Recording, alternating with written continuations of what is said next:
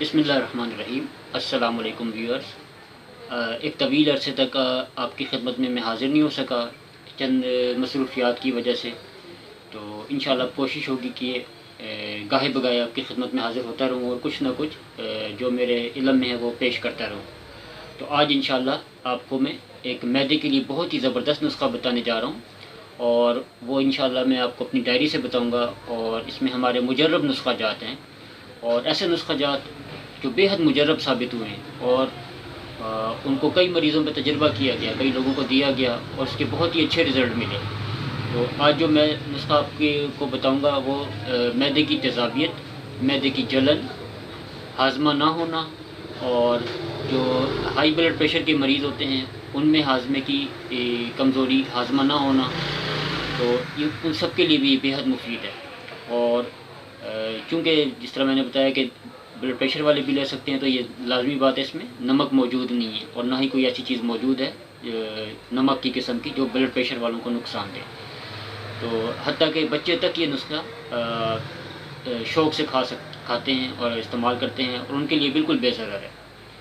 تو اس کے علاوہ جو پریگننسی میں ہوتی ہیں لیڈیز، وہ بھی بلا خوف و خطر یہ نسخہ استعمال کر سکتی ہیں۔ اس میں کوئی بھی بالکل بے ضرر ہے، کوئی نقصان والی چیز اس میں شامل نہیں۔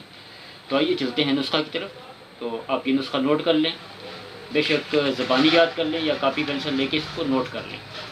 تو اس میں لکھ لیں جی آپ: اجوائن 90 گرام، اور سونف 90 گرام، پودینہ خشک یہ آپ کو آسانی سے پنسار سے مل جائے گا، یہ 30 گرام لے لیں۔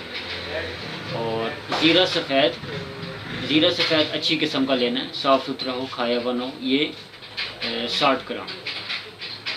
تو اور اس کے بعد چھوٹی الائچی وہ 5 سے 10 گرام لے لیں، اتنی کافی ہے۔ تو یہ چیزیں آپ نے 5 چیزیں ہو گئی، یہ آپ نے لے لینی ہے، اور ان کو آپ نے اچھی طرح گرائنڈ کر لینا ہے۔ اور اچھی طرح گرائنڈ کرنے کے بعد جب یہ بالکل فائن پاؤڈر بن جائے، اس کے اندر آپ نے تقریباً اسبغول تھوڑا سا ملا لینا ہے۔ اسبغول آپ نے چھلکا اسبغول جو ہوتا ہے وہ ملا لینا ہے، چھلکا اسبغول وہ آپ نے تقریباً اس میں 50 گرام ملا لینا ہے اس سارے نسخے میں۔ تو وہ آپ نے ملا کر اچھی طرح اس کو مکس کر کے، اور اس کو کسی صاف بوتل میں محفوظ کر لیں آپ۔